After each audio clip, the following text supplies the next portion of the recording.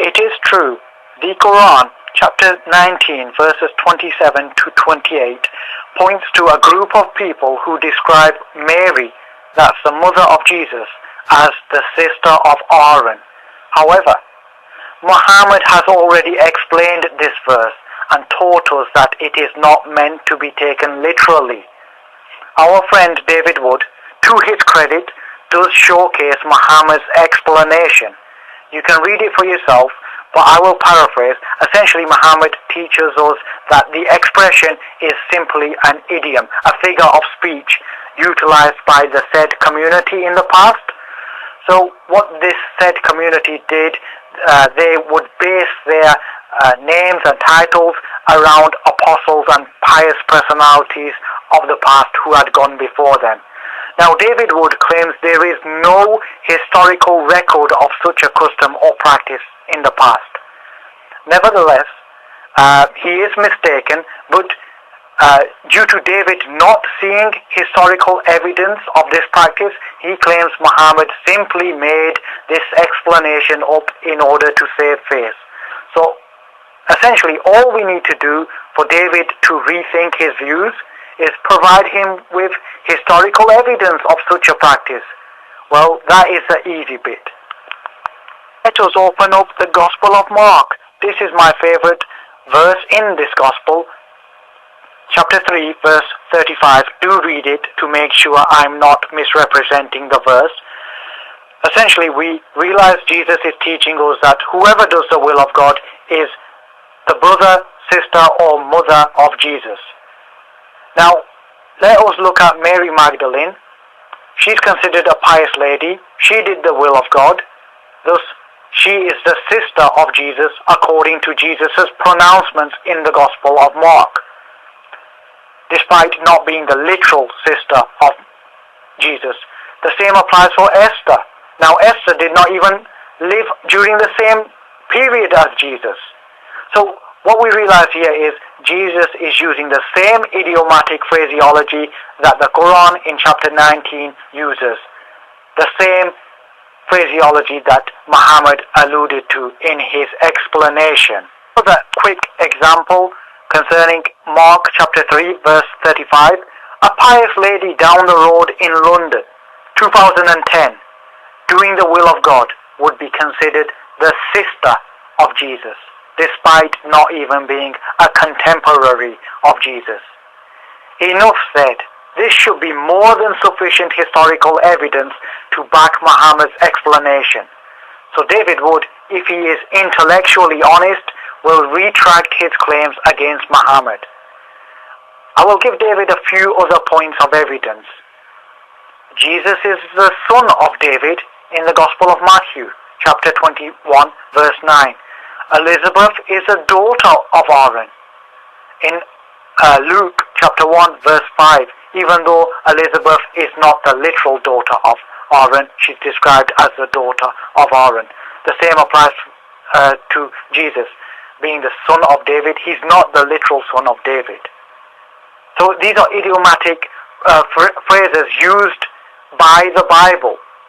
So now David has his historical evidence, which he could not find previously. Like I said, the historical evidence that I have presented David should be more than sufficient. I hope he is intellectually honest and retracts his claims now. To be thorough, let us run through David's other argumentation. David brings up Ibn Kathir's commentary on the said verse and points to the misunderstandings of one Muslim. That's Aisha concerning this verse. She took this verse literally initially. But David does not point to the fact that she only took it literally because she had not heard Muhammad's explanation. The explanation that teaches us that it is a figure of speech and not literal. David also misses the fact that Ka'b, a companion of Muhammad, did not even need Muhammad's explanation in order to realize that it was not meant to be taken literally. Ka'b already knew that Mary and Aaron were not contemporaries. Moreover, the commentators, as pointed out by George Sale, also knew Mary and Aaron were not contemporaries, never mind literal brother and sister. And as you know, David, the commentators reflect the general understanding of the early Muslims. So it's extremely disingenuous of David Wood to point to Aisha's initial literal stance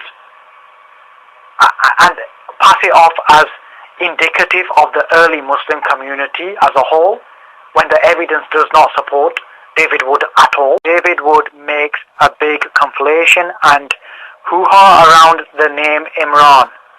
He points out that the name of Aaron's father is Imran. And he also points to Islamic sources which call the father of Mary by the name Imran as well. He then claims this to be evidence to support his claim that the Quran taught Mary to be the literal sister of Aaron. No, this is far from the case, David. David either does not know the name of Mary's father is Imran as well, or he just withholds this crucial information from his audience in order to misdirect them down the path of conjecture. So let me explain. Both Aaron and Mary happened to have fathers named Imran. So Islamic sources are completely correct to call Mary the daughter of Imran. It does not mean that Islamic sources are claiming Aaron and Mary to be brother and sister. As simple as that. They both had fathers named Imran. But David withholds this information, this key information, in order to build upon his conjecture. So again, we have already seen Muhammad, Ka'b, and the commentators have already differentiated between Aaron and Mary. From this differentiation, we realize Mary and Aaron are not literal brother and sister. We also realize they are not even contemporaries. Thus, they are not going to have the same father, despite both fathers sharing the same name. It's not uncommon to have two individuals having fathers who share the same name. So David Wood brought nothing to the table apart from conjecture and conspiracy theories. I would like to see David be intellectually honest enough as well as reasonable enough to accept Muhammad's explanation, because all the historical evidence does back Muhammad up.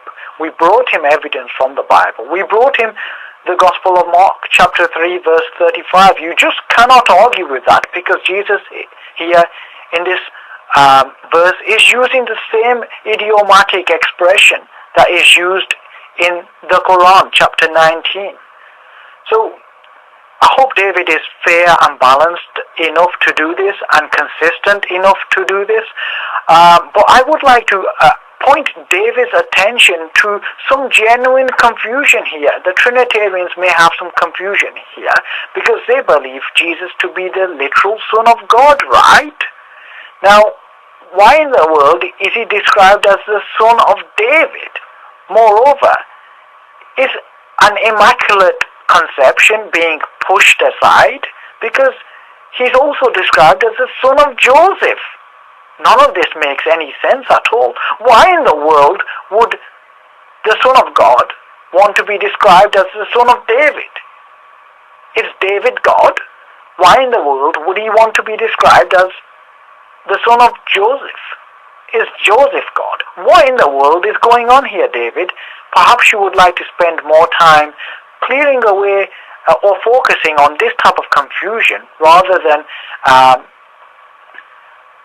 spewing out conjecture-based attacks on Islam.